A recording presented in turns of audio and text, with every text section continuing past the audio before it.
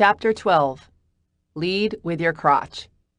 In the beginner's mind, there are many possibilities, but in the expert's, there are few. Shunryu Suzuki, Japanese Zen monk, author, teacher also lovingly known as the crooked cucumber. I know the big saying is, youth is wasted on the young, but I think, in certain respects anyway, we've really got it going on in our late teens and early 20s. Aside from all the angst and drama and escorts home from the police, we've still got our little kid-like ability to create just because still firmly intact, but we've also got this newly hatched adult ability to make big things happen in our lives. Add to this the fact that we're not yet jaded by a long list of failures and are still under the vague impression that death is something that happens to other people. We, if you're anything like me, leap into our lives when we're young with an idiotic, yet awesome, disregard for what-ifs. Admittedly, I remember doing things in the danger department that still have me sleeping with my light on when I think about them now.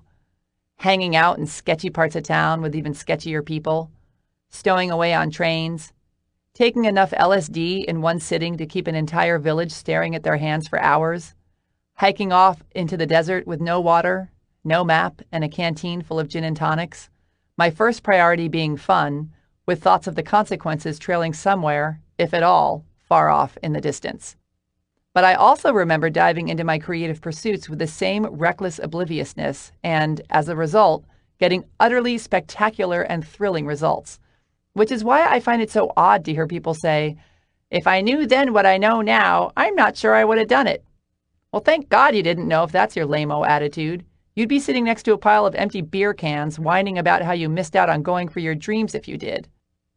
The problem is that once we're older and quote-unquote wiser, many people trade in living fully in their purpose for more grown-up versions of life that range from the merely passable to the full-on sucking.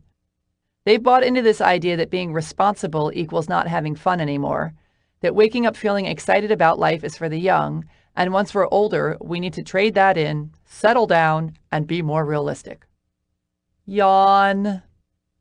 I'm not talking about being an irresponsible jerk or doing the same things we did when we were younger, but I am talking about continuously living our dreams, no matter what stage of life we're in, instead of settling for mediocrity because we don't believe anything else is available or appropriate. We only get to be in our bodies for a limited time. Why not celebrate the journey instead of merely writing it out until it's over? We're still allowed to dream, and our dreams are still available to us.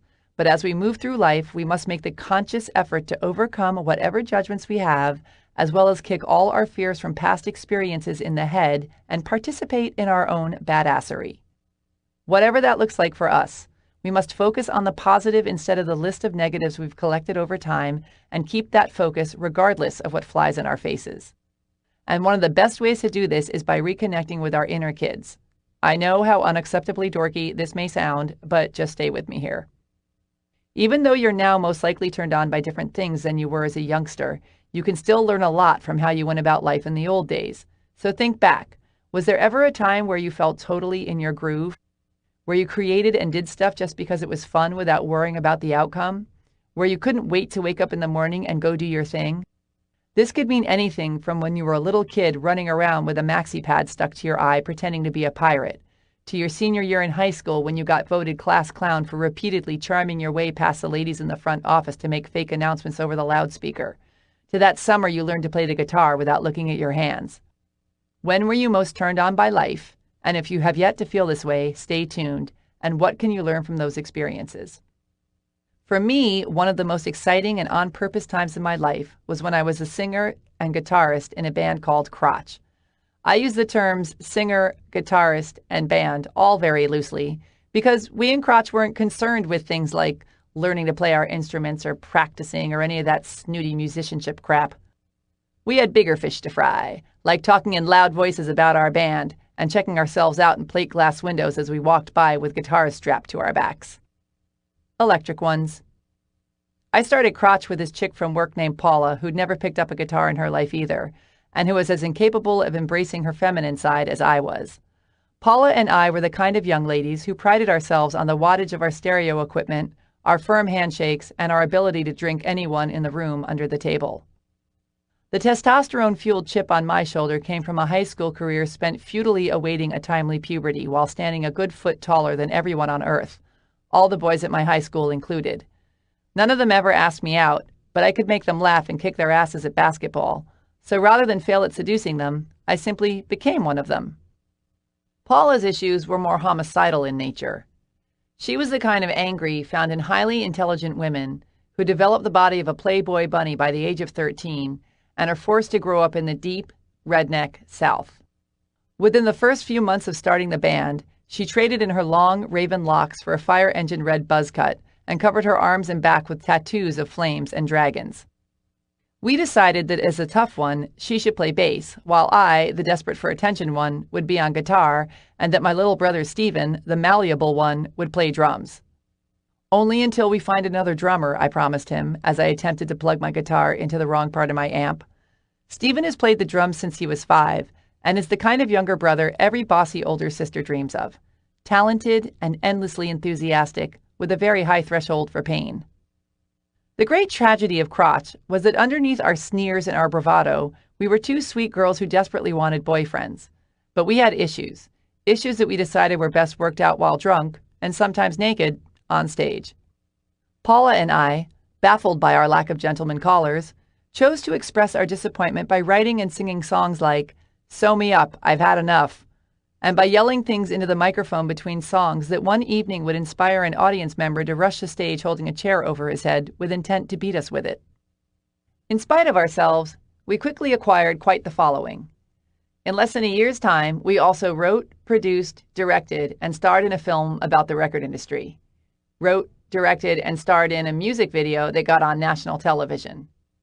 Recorded an EP, got a demo deal with Columbia Records, and even learned a couple more chords. And we did it all with full-time corporate jobs and no idea what the hell we were doing. It was fun with a capital F. There's nothing as unstoppable as a freight train of fuck yeah. If you've ever known what it's like to be in your groove and are having trouble finding your way right now, think back to your attitude and what your priorities were when you were totally lit up about life, and use them to help give you the clarity and the kick in the rear end you need now. Here are some nuggets of wisdom I gleaned from the crotch days that I still find useful. 1. Just see what you can get away with. Life is ridiculous. It so seriously is. We have no freaking idea what we're even doing here, spinning around on this globe in the middle of this solar system with who the hell knows what out there beyond it. Making a big fat deal out of anything is absurd. It makes much more sense to go after life with a sense of, why not, instead of a furrowed brow. One of the best things I ever did was make my motto, I just want to see what I can get away with. It takes all the pressure off, puts the punk rock attitude in, and reminds me that life is but a game. Yes, we have bigger responsibilities and more pressure as adults, but come on, folks, I guarantee you there are countless people with way more to whine about out there than you who are totally kicking ass because they decided to go for it instead of sitting around in the wet pant load of their own excuses. Take a new approach to what you're doing and try this on. I just want to see if I can start my own successful business. I just want to see if I can get myself out of debt and make $100,000 more this year. I just want to see if I can lose 100 pounds. I just want to see if I can sell one of my paintings for 50 grand. I just want to see if I can meet my soulmate. Take the pressure off and get back in on the adventure. 2. Lose track of time. Have you ever been doing something and suddenly realized that hours have gone by without you noticing? What does that for you? And how often during your day does this happen? When you're so lost in what you're doing that you lose all sense of time, you have officially entered the vortex. You want to get your ass in there as much as possible, so look at your life and figure out how you can make that happen. First, figure out the things you get lost in your business and your personal life. Then figure out how you can be doing more of those things more of the time. Hire someone, no excuses, and delegate the tasks you hate doing. Partner up with someone who's good at and enjoys doing the things you're not that into, so you can be freed up to do more of what you want. If you have to, make massive changes in your business and your personal life to include more time doing what you love. Figure it out. Don't just hand your life over to your circumstances like a little wuss. You can take your life wherever you want it to go, so grab it by its nether regions and make doing the things you love a priority. 3. Keep being the beginner. One of the best things about starting a band when you have no idea how to play your instrument is that you don't care if you stink because you already know you do. Then, once you learn how to play, you get all serious, you become overly critical and hard on yourself, and you don't let yourself have nearly as much fun anymore. The trick is to let the beginner live alongside the expert, instead of pretending you don't know who she is when she tries to sit with you and your new, cooler, more experienced friends in the cafeteria. The beginner may be an idiot, but she knows how to party, and if you don't let her play with you anymore, things risk getting rather droll around here. So hone your skills, take your craft seriously, learn what you need to learn, invest in yourself, practice your ass off, fall down, get up, keep going, get really, really, really, really, really good at what you do, but don't lose the fun in the process. Because, what's the point of doing all that work then? The only thing you need to do is do the very best you can. Once you've done that, the only other thing that matters is that you enjoy yourself. 4. Love yourself. And the bluebirds of happiness will be your permanent backup singers.